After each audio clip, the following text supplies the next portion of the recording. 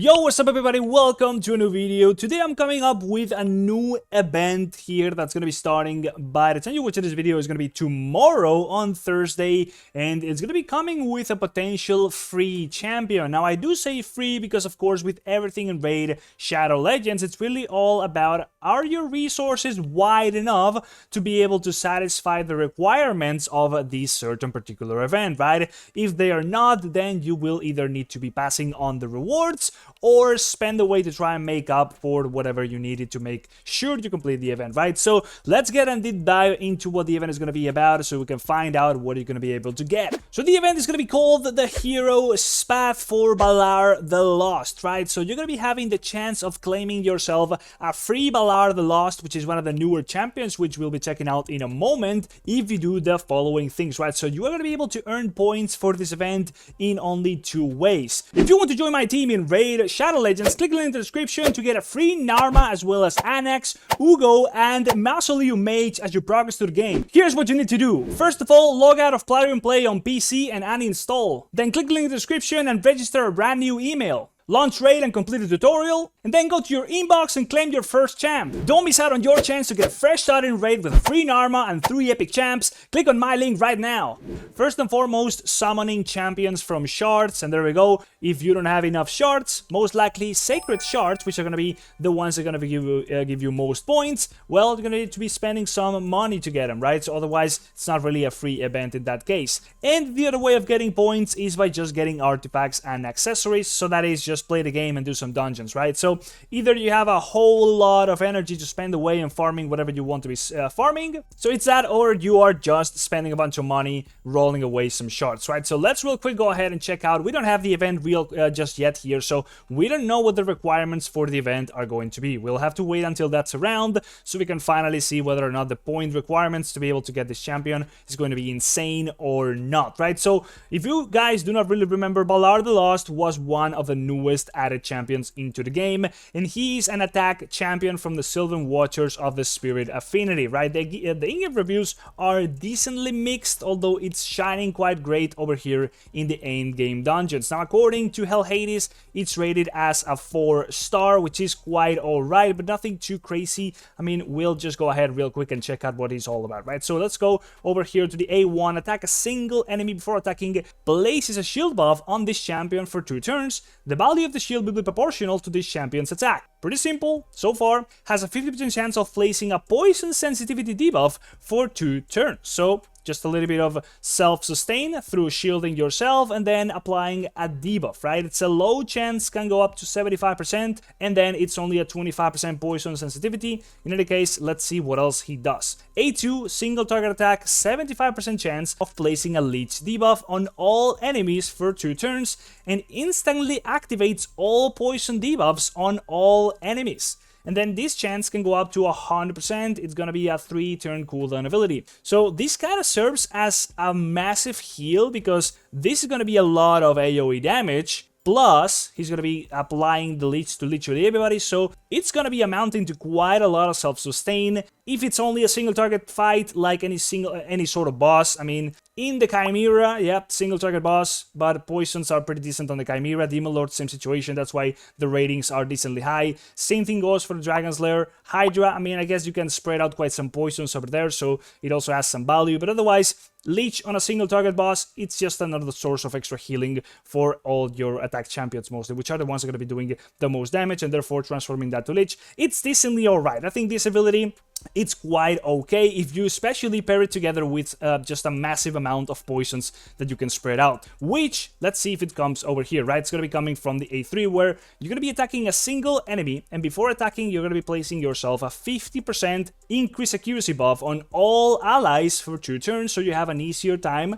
placing those poisons, right? That is the whole idea. Then 75% chance of placing a 50% decreased resistance debuff on all enemies for 2 turns, which can go up to 100% chance, so it's even easier to apply the poisons, and then places 3 5% poison debuffs on the initial target for 2 turns, and if the attack is critical, places 3 5% poison debuffs for 2 turns on all enemies instead. This being an attack champion, you will be wanting to be increasing that crit rate to 100%, especially if there is some sort of shenanigans like this ones, where the attack critical striking is going to be triggering some extra effects, right? There's going to be a 3-turn cooldown attack as well, and yeah, that's the big version of the poisons, right? So you're going to be able to coat the entire whole fight quite quickly, in fact, with a lot of poisons, and also trigger extra effects of those through the A2, right? So he's a pretty solid poisoner, especially in situations where there is a lot of targets. For single target, I mean, I guess you still apply 3 with this attack, and then you're going to be coming back to it quite quickly, because of course it's only a 3-turn cooldown, so it's like 3 every 3 turns. Not bad, not bad. Maybe not the best single target poison application, but the instant activation here from the A2 kind of also makes up for it. Actually, I'm not too sure if this instant activation takes away one of the stacks, or rather the duration, the duration stacks of the debuff on the enemy. That's something I would definitely like to check out. In any case, yeah, this kind of makes up for the fact that you only apply 3 every 3 turns, right? That is not bad. And you also have decently low requirements in accuracy, because you will be reducing the resistance on the enemies as well as increasing your own whole team accuracy. So he does have quite a supportive kit in general, also because it deletes debuff right here, as well as the poison sensitivity, which is of course going to be increasing the amount of damage that the poisons are going to be doing. There we go. The poison sensitivity debuff increases the damage taken from poison debuffs by the recipient by 25%, right? So he is going to be scaling that poison damage quite a little bit, spreading it out quite well, as well as making sure it actually applies to the enemies basically quite easily, and also triggering it extra times.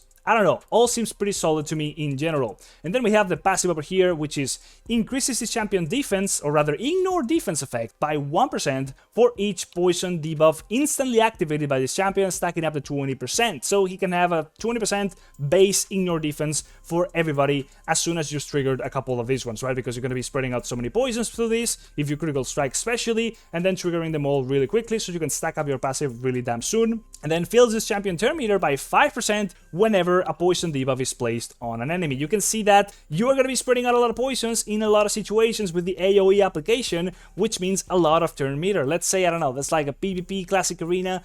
He might not be the best Classic Arena champion. I don't know, let's say like it's just the usual dungeon situation. It's 5 champions. You're going to be applying, 3 times 5, 25 poisons every time you do the A3. On every single enemy it's 3, right? So 3 times 5, and then that is going to be, 25 times 5%. So, yep, a whole lot of turn meter. This kind of sounds broken. I don't know if the math is correct. Like, that's 25 times applying poisons, right? 5 enemies. Am I doing the math correctly?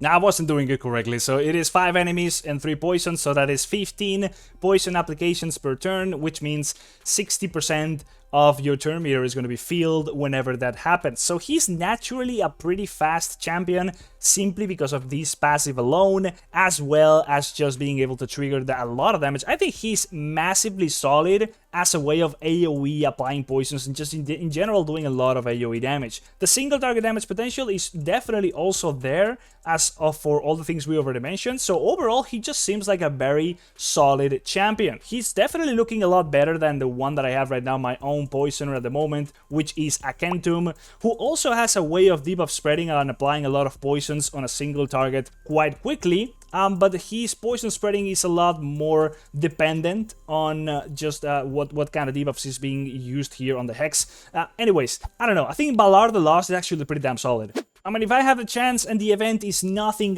crazy, given that I'm out of resources after the Titus Fusion event, I would definitely love to have him. What you would need to make him just run and function properly would be a lot of speed, because, well, he's going to be getting back to those cooldowns, and that's really all you want, to spread out those poisons. That is the bread and butter of this guy. And then you would want to also make sure you have 100% crit rate, so you can activate the extra effect here on the poison application. Scaling up the crit damage might as well, and he's going to be scaling off of attack on literally everything, so scale up that attack attack percentage, and then it's just a matter of getting a little bit of accuracy, which he will not need that much of anyways, because he's going to be having a 50% increased accuracy buff on himself, as well as a 50% decreased resistance debuff on all enemies. You will still need to make sure you have enough accuracy that you are meeting the requirements on everything. He also comes with an accuracy aura, which makes that even easier, although you would probably always be using a speed aura if you potentially can. So that's literally just some speed, 100% crit rate, some crit damage, attack percentage, and accuracy, and he is good to go. And then for the artifacts, you can choose to go for something like Merciless over here, which has the best possible things in general.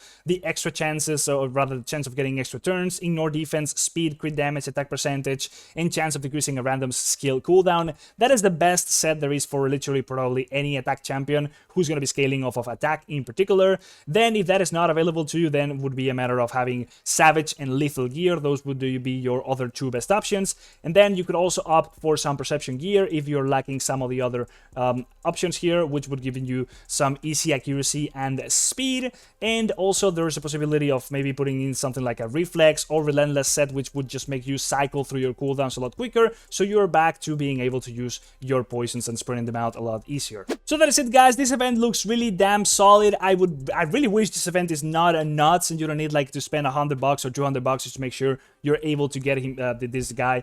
I would totally love to add him to my roster, and definitely most of you will probably do so too. Anyways, if you guys are interested in, let me know down there in the comment section. I'll be seeing you in the next video. Like, subscribe, and that's it. Bye bye. See ya.